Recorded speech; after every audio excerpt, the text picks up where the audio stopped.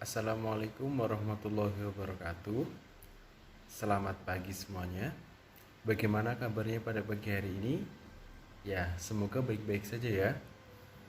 Oke, tidak lupa dan tidak segan-segan saya mengingatkan kembali untuk selalu menjaga kesehatan dengan cara rajin mencuci tangan, memakai masker, dan menjaga jarak jika memang harus pergi keluar rumah. Oke, pada pertemuan sebelumnya kita sudah membahas materi tentang vektor, yakni dari pengertian vektor, konsep vektor, notasi vektor, dan metode grafis dalam menentukan resultan vektor. Kemarin kita sudah belajar mengenai metode grafis seperti metode segitiga, yakni di mana untuk mencari nilai resultan pada segitiga yang tegak lurus atau siku-siku, kita dapat menggunakan rumus Pythagoras dengan rumus R sama dengan akar A. A di sini yaitu sisi-sisinya, yakni A kuadrat plus B kuadrat. Dari situ kita bisa dapatkan resultan. Kemudian jika segitiganya tidak berbentuk siku-siku, maka kita perlu mencari sudutnya masing-masing. Yakni ada alfa, beta, dan gamma. Kemudian untuk pengurangan, maka kita tinggal perhatikan saja vektor mana yang menjadi negatif, maka kita balik terlebih dahulu seperti gambar di samping, di mana jika kita menjumlahkan vektor A dengan vektor B, maka resultannya yakni seperti ini. Dan jika kita mencari resultan A dikurangi B, maka vektor B kita rubah arahnya. Kita rubah arahnya yang tadinya ke atas, kita rubah ke bawah, namun tidak merubah nilai atau panjangnya vektor B. Kemudian kita buat garis dari pangkal vektor A ke ujung vektor B. Kemudian kita cari resultan A min B. Begitu. Kemudian kita tinggal tentukan sudutnya atau arah sisi depan per sisi samping, sama dengan sisi depannya itu B dibagi sisi sampingnya itu A. Kemudian ada metode poligon, di mana metode poligon ini kita tinggal menghubungkan masing-masing vektor dari ujung vektor ke pangkal vektor yang lainnya sampai ke vektor yang terakhir. Kemudian kita tinggal buat resultan vektor dari pangkal vektor pertama ke ujung vektor yang terakhir. Kemudian juga ada metode jajar genjang, di mana kita bisa menggunakan metode jajar genjang jika terdapat dua vektor, kemudian kita hubungkan masing-masing pangkal vektor, kemudian kita buat vektor bayangan di masing-masing vektor yang sejajar tentunya. Ya, seperti vektor A, di sini vektor A, kemudian vektor B. Kemudian kita tarik garis dari pangkal vektor masing-masing kedua vektor, kemudian ke titik perpotongan vektor bayangan. Kemudian, nah itu kita bisa mencari resultan vektor di mana jika vektor A plus vektor B. Lalu bagaimana kita menggambarkan jika yang ditanyakan itu resultan vektor A min B, maka kita perhatikan terlebih dahulu di mana vektor B itu bernilai negatif, maka kita rubah nilai B. Coba lihat, B yang tadinya arahnya ke atas, kita rubah arahnya ke bawah sehingga jadi nilainya min B. Kemudian kita buat vektor bayangan atau garis vektor B, kemudian vektor A. Kemudian kita tarik garis perpotongan dari pangkal masing-masing vektor yang sudah kita hubungkan di satu titik, kemudian kita tarik sampai menuju titik perpotongan masing-masing vektor A dan vektor B. Kemudian kita tinggal mencari resultan A min B.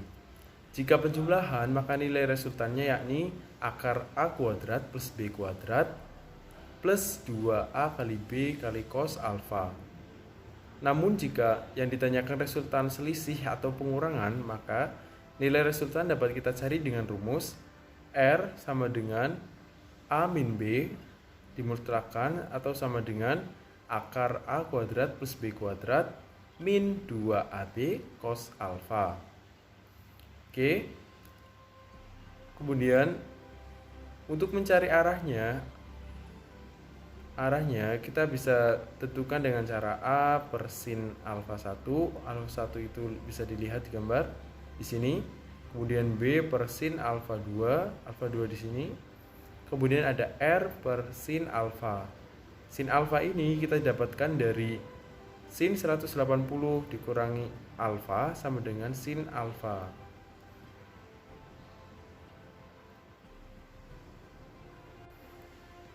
Oke, kemudian untuk menentukan resultan dua vektor yang mengapit sebuah sudut, kita juga bisa menggunakan cara lain selain menggunakan cara jajar genjang. Seperti apa? Nah, bisa diperhatikan.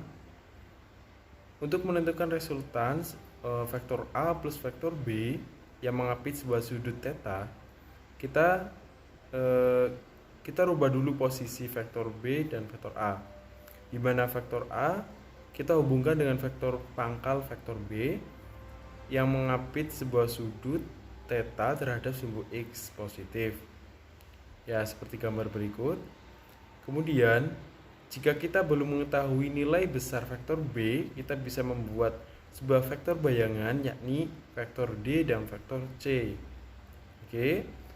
Kemudian kita bisa mencari nilai vektor B yakni B kuadrat sama dengan C kuadrat plus D kuadrat. Kemudian jika kita mencari C, kita dapat menggunakan rumus persamaan Pythagoras juga, yakni cos theta sama dengan C per B atau C sama dengan B kali cos theta. Dengan begitu, kita dapat menentukan sebuah resultan dari vektor A dan B, yakni yang panjangnya dari pangkal vektor A ke ujung vektor B. Dengan rumus akar A kuadrat plus B kuadrat plus 2A kali AB plus 2 kali A kali B kali cos theta. Kemudian, jika yang ditanyakan itu selisih atau pengurangan, soalnya masih sama, yakni vektor A dan vektor B. Cuman, yang ditanyakan adalah selisih, yakni A dikurangi B. Maka kita gambar dulu vektor A dan B, kemudian kita rubah arah vektor B, yakni menjadi negatif. Itu maknanya dikurangi. Jadi vektor B kita rubah arahnya berlawanan arah, yang tadinya ke atas dengan sudut theta terhadap sumbu X, kita rubah kebalikannya ke bawah menjadi min B sebesar 180 derajat dikurangi theta. Lalu bagaimana menentukan resultannya? Nah, kita hubungkan lagi vektor A dengan vektor min B. Vektor A, ujung vektor A kita hubungkan dengan pangkal vektor min B. Oke, ke sini. Kemudian kita buat resultan dari pangkal vektor A ke ujung vektor min B. Dengan sudutnya 180 derajat kurangi theta terhadap sumbu X positif. Secara analitis, besar vektor selisihnya ditentukan dari persamaan R tadi, yakni dengan menggantikan theta dengan 180 derajat dikurangi theta. Oleh karena cos 180 derajat dikurangi theta itu sama dengan min cos theta, sehingga diperoleh rumus R sama dengan akar A kuadrat plus B kuadrat min 2AB cos theta. Oke, jadi terlihat ya perbedaannya. Jika ditanyakan resultan atau penjumlahan vektor A dan B, maka rumusnya itu plus. Oke. Tapi jika yang ditanyakan selisih atau pengurangan, maka rumusnya menggunakan tanda negatif atau min. Sebelum masuk ke materi selanjutnya, yakni tentang penguraian vektor, alangkah baiknya Bapak sampaikan terlebih dahulu tentang materi pengantar trigonometri. Materi ini penting untuk saya sampaikan karena akan sangat membantu untuk menentukan komponen-komponen vektor. Trigonometri itu sendiri awalnya muncul berdasarkan sifat kesebangunan dari sebuah segitiga siku-siku.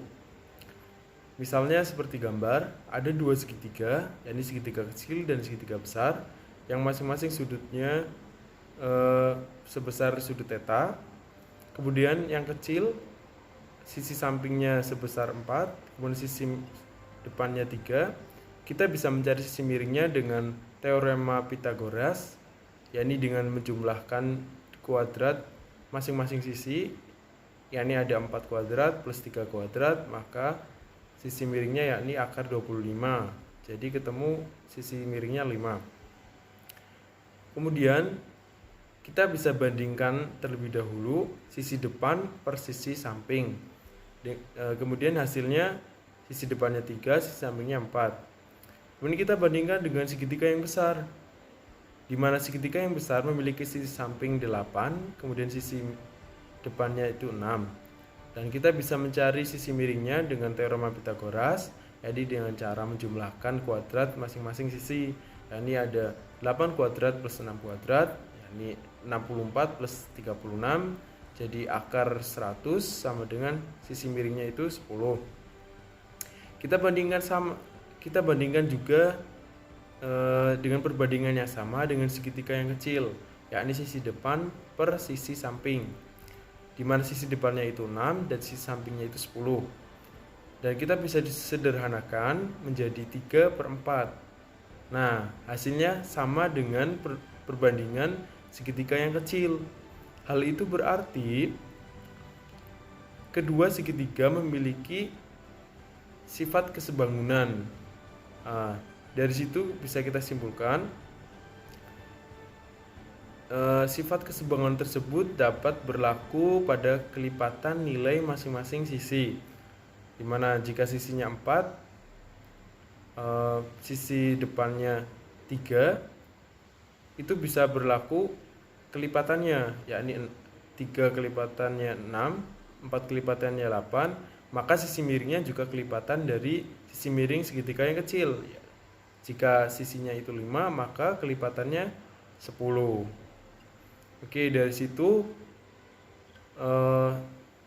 secara singkat, rumus sin theta dapat kita simpulkan menjadi sisi depan per sisi miring, di mana rumus sin cos tan ini merupakan rumus yang sangat fundamental dalam materi trigonometri. Untuk lebih detailnya ini dibahas di materi matematika dasar, yakni semester 2. Namun di sini Bapak sampaikan hanya sebatas rumusnya saja, di mana sin theta sama dengan sisi depan per sisi miring, di mana sisi depannya yakni BC dibagi sisi miringnya itu AC. Kemudian ada cos theta itu sisi samping per sisi miring, sisi sampingnya yakni AB dibagi sisi miringnya itu AC. Kemudian ada tan theta, kita bisa mencari tan theta dengan sisi depan per sisi samping, sisi depannya yakni BC dibagi sisi sampingnya AB. Untuk memudahkan kalian mengingatkan rumus trigonometri ini, kalian bisa menggunakan jargon sin demi kosami tan desa. Sin demi kosami tan desa, di mana sin demi sisi depan sisi miring, kosami sisi samping sisi miring, tan desa sisi depan sisi samping. Gampang kan? Oke, untuk sudut-sudut istimewa nilainya sudah bisa kita tentukan, bisa dilihat di tabel. Ada sudut istimewa 0 derajat, 30 derajat, 45 derajat, 60 derajat, dan 90 derajat. Untuk sin 0, hasilnya 0, 30, sin 30 itu setengah, dan bisa dilihat sin 45 itu setengah akar 2, sin 60 itu setengah akar 3, dan sin 90 itu 1. Dan untuk cos alfa itu kebalikan dari nilai sin alfa. Kita rubah nilainya dari kiri ke kanan, dari kanan ke kiri. Bisa dilihat 1 setengah akar 3 setengah akar 2 setengah 0, kebalikan dari sin alfa. Kemudian untuk tangen itu nilainya pembagian dari sin dibagi cos. Coba kita lihat, 0 dibagi 1 hasilnya 0. Kemudian setengah dibagi setengah akar 3 hasilnya 1/4 akar 3. Nah, kita bisa sederhanakan dengan dikalikan penyebut dan hasilnya menjadi 1/3 akar 3. Kemudian ada setengah akar 2 dibagi setengah akar 2 hasilnya 1. Kemudian setengah akar 3 dibagi setengah maka hasilnya akar 3. Dan 1 dibagi 0 hasilnya itu tak terhingga. Oke, gampang ya. Untuk sin itu kebalikan dari cos, dan untuk cos itu kebalikan dari sin, dan tangen itu pembagian dari sin dibagi cos. Oke, kita masuk ke materi selanjutnya, yakni tentang penguraian vektor. Sebelum masuk ke penguraian vektor, bisa dilihat gambar di samping. Kita ilustrasikan ada seorang anak yang mendorong sebuah kotak dengan gaya F dan dengan sudut kemiringan alfa. Lalu kenapa bergerak? Ya karena kotak tersebut didorong dengan adanya gaya F atau ditarik dengan gaya F. Kemudian jika lantainya licin, kemana box akan bergerak? Nah, jika lantainya licin, kemana boxnya bergerak? Ya jelas ke kanan, karena anak tersebut mendorongnya atau menariknya ke kanan. Lalu kenapa bisa bergerak seperti itu? Nah, kita bisa lihat gaya yang bekerja pada kotak tersebut. Gaya F merupakan besaran vektor, yakni memiliki nilai dan arah. Arahnya yakni ke kanan. Dan vektor F dapat kita uraikan atau proyeksikan ke dalam arah horizontal, yakni sumbu X, menjadi Fx, dan ke arah vertikal atau sumbu Y menjadi Fy. Oke. Nah, Fx dan Fy merupakan proyeksi atau penguraian komponen masing-masing vektor dari gaya F. Dari situ bisa kita dapatkan bagaimana sih cara menguraikan sebuah vektor. Yakni kita cari nilai vektor terhadap sumbu X dan sumbu Y. Contohnya ada sebuah vektor F, vektor F dengan kemiringan tertentu. Selanjutnya ada vektor F. Ya, jika diketahui ada sebuah vektor F, kita buat vektor F ke dalam bidang kartesius, yakni terhadap sumbu X dan sumbu Y, dan membentuk suatu sudut theta. Kemudian kita proyeksikan masing-masing vektor F terhadap sumbu X dan sumbu Y. Terhadap sumbu X kita dapatkan vektor bayangan berupa Fx. Kemudian terhadap sumbu Y kita dapatkan vektor bayangan Fy. Oke. Nah, untuk mencari besaran nilai Fx, kita bisa menggunakan tadi rumus trigonometri, yakni Fx ada sudut theta. Untuk mencari Fx kita bisa gunakan cos theta, yakni cos sami samping miring, sampingnya itu Fx, miringnya itu nilai vektor F. Maka Fx bisa kita cari dengan cara F dikalikan cos theta. Kemudian untuk mencari Fy kita bisa gunakan sin theta, sin demi depan miring. Depan sudut itu berupa vektor bayangan Fy, ya, dibagi sisi miringnya itu berupa nilai vektor F. Oleh karena itu kita bisa mencari nilai Fy dengan cara F dikalikan sin theta. Kemudian untuk menentukan besar nilai F, maka kita bisa menggunakan rumus resultan dengan cara besarnya nilai Fx kuadrat dijumlahkan dengan Fy kuadrat. Dan arah vektor F bisa kita gunakan rumus tan theta Fy dibagi Fx. Kemudian kita dapatkan nilainya, tinggal kita cari tan negatif atau arc tan Fy per Fx. Dari situ kita bisa dapatkan nilai sudut vektor F terhadap sumbu X. Oke, untuk lebih pahamnya bisa diperhatikan contoh penguraian vektor di bawah ini. Sebuah vektor panjangnya 10 cm dan membentuk sudut 30 derajat terhadap sumbu X positif. Bisa dilihat seperti gambar.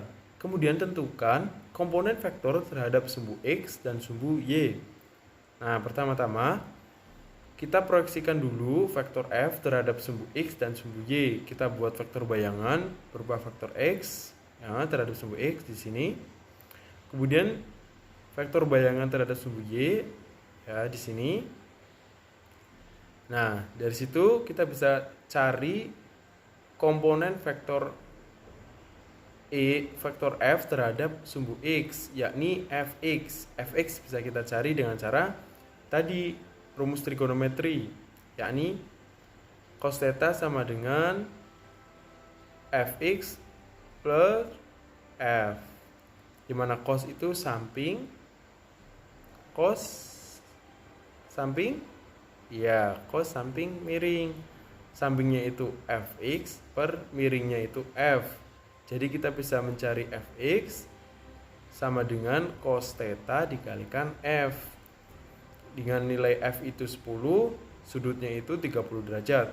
Nah, tadi ingat sudut istimewa ketika cos 30 derajat itu berapa? Ya, setengah akar 3. Jadi setengah akar 3 kita kalikan 10. Jadi hasilnya Fx itu sebesar 5 akar 3 cm.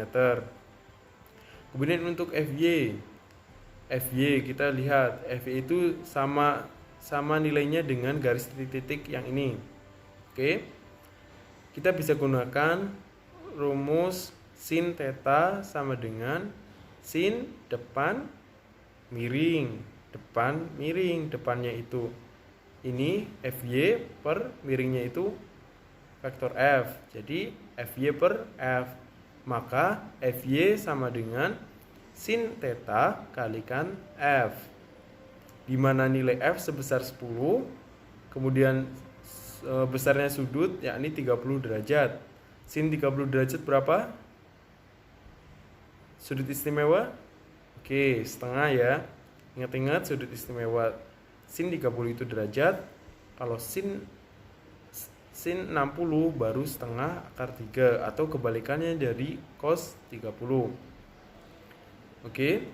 Maka diketahui nilai Fx maka diketahui nilai Fy sebesar 5 cm.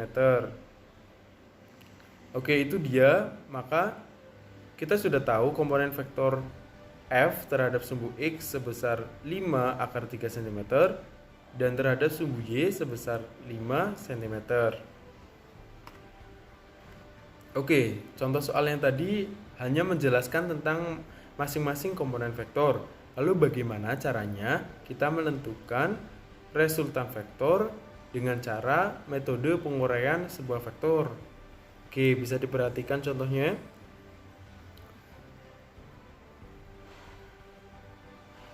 Tentukan resultan ketiga vektor gaya pada gambar berikut. Nah, bisa dilihat ada vektor F1 yang arahnya sejajar dengan sumbu X. Kemudian ada F2, arahnya itu 30 derajat terhadap sumbu X. Kemudian ada F3 sebesar 8 Newton terhadap sumbu X negatif. Oke. Pertama, kita harus mencari proyeksi vektor terhadap sumbu X dan sumbu Y. Nah, kita proyeksikan dulu. Kalau vektornya sudah searah dengan sumbu X atau sumbu Y, maka kita tidak perlu memproyeksikan vektor tersebut karena sudah sesuai dengan sumbu. Misalnya F1 itu sesuai dengan sumbu X, maka kita sudah dapat dong nilai Fx Kemudian untuk nilai FI-nya sama dengan 0 karena tidak ada atau persis di pusat sumbu. Kemudian sama halnya dengan F3, yakni yang diketahui hanya nilai Fx. Tapi nilai Fx yang di sini bernilai negatif karena berada di sumbu X negatif. Kemudian untuk F2 karena tidak sesuai dengan sumbu, maka kita harus mencari nilai F2 terhadap sumbu X dan terhadap sumbu Y. Oke. Pertama kita harus jumlahkan dulu vektor yang berada di sumbu X. Nah, dari masing-masing ketiga vektor kita cari total vektor yang berada di sumbu X. Fx sama dengan ada F1. F1 tidak usah kita cari karena sudah sesuai dengan sumbu X, yakni bernilai 8. Kemudian ada F2X. Nah, F2 ini kita uraikan terhadap sumbu X. Kita menggunakan rumus cos. Cos samping miring. Sampingnya itu cos samping miring. Oke. Dengan begitu kita bisa dapatkan nilai F2X sebesar F2 dikalikan cos theta. F2-nya sebesar 10, sudutnya 30 derajat.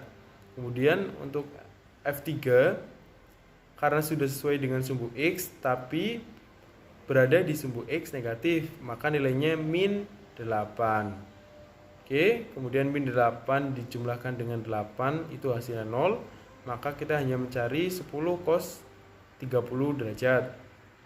Cos 30 berapa? Oke, setengah akar 3 ya. Kemudian kita kalikan 10 dan hasilnya jumlah vektor resultan pada sumbu X itu sebesar 5 akar 3 cm. Kemudian resultan vektor pada sumbu Y. Yang berada di sumbu Y hanya terdapat satu vektor, yakni vektor 2Y, vektor 2Y. Oke, di sini vektor 2Y karena belum sesuai dengan sumbu, kita luruskan dengan cara F2Y sama dengan sin depan miring. Sin depannya itu sin theta atau sin 30 derajat sama dengan depan per miring F2X per F2. Maka F2X sama dengan F2 dikalikan sin theta. F2-nya itu 10, theta-nya itu 30 derajat. Maka sin 30 berapa? Sin 30 itu setengah. Maka 10 dikalikan setengah hasilnya 5 cm. Dan begitu kita dapatkan jumlahan vektor pada sumbu Y sebesar 5 cm. Kemudian langkah terakhir kita tinggal jumlahkan resultan vektor dengan cara R sama dengan akar F terhadap sumbu X dikuadratkan dijumlahkan dengan F terhadap sumbu Y dikuadratkan. Tadi terhadap sumbu X kita dapatkan 5 akar 3, kita kuadratkan, hasilnya 75. Kemudian terhadap sumbu Y kita dapatkan 5, kemudian kita kuadratkan, didapatkan 25. Sehingga didapatkan resultan sebesar akar 100 atau R sebesar 10 cm. Dengan begitu, kita sudah dapatkan nilai resultan vektor dari ketiga vektor tersebut. Kemudian kita tinggal mencari arahnya, yakni dengan rumus tan theta sama dengan Fy per Fx atau Y per X. Kita bisa lihat di mana sumbu Y yang tadi sudah kita jumlahkan itu sebesar nilainya 5 dibagi dengan terhadap sumbu X yang nilainya 5 akar 3. Kemudian kita dapatkan nilai tan theta sebesar 0,577. Nah, kita tinggal mencari nilai sudutnya dengan cara kita bisa menekan tombol arctan pada kalkulator.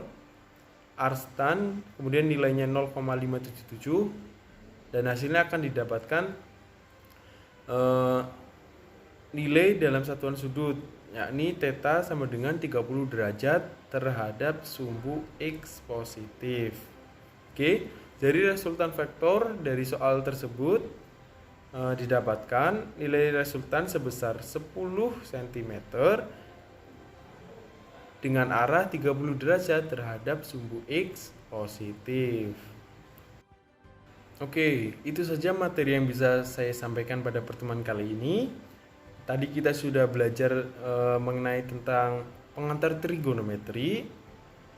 Jangan lupa sin demi, kosami, tan desa. Kemudian untuk sudut istimewa bisa kalian hafalkan. Untuk sin 0 itu 0, sin 30 itu setengah, sin 45 itu setengah akar 2, sin 60 setengah akar 3, dan sin 90 itu 1. Dan untuk cos theta itu nilainya kebalikan dari sin theta. Kebalikan arahnya ya. Yang tadinya sin 0 itu 0, maka cos theta itu 1. Nilainya dibalik saja. Oke, untuk tangen theta itu pembagian dari sin theta dibagi cos theta. Kemudian untuk penguraian vektor, ingat masing-masing vektor kita uraikan terhadap sumbu X dan sumbu Y. Kemudian kita jumlahkan semua nilai terhadap sumbu X, kita jumlahkan semuanya. Kemudian terhadap sumbu Y kita jumlahkan semuanya. Kemudian kita tinggal mencari nilai resultan dengan cara akar. Nilai resultan terhadap sumbu X dikuadratkan dijumlahkan dengan nilai resultan terhadap sumbu Y dikuadratkan. Kemudian kita dapatkan nilai resultan. Dan untuk arah vektor kita bisa gunakan tan theta sama dengan Fy per Fx. Oke? Sampai sini paham? Oke, jangan lupa latihan soalnya dikerjakan di Moodle. Dan untuk pertanyaan bisa kalian sampaikan di kolom komentar atau chat via WA pribadi atau via grup kelas. Oke, itu saja. Jangan lupa dipelajari materinya baik di pertemuan sebelumnya maupun pertemuan kali ini kalian pelajari, kemudian kerjakan latihan soalnya. Dan jangan lupa pertemuan selanjutnya kita akan belajar bareng-bareng mengenai latihan soal vektor. Oke, itu saja cukup dari saya. Kurang lebihnya mohon maaf. Sekian. Wassalamualaikum warahmatullahi wabarakatuh.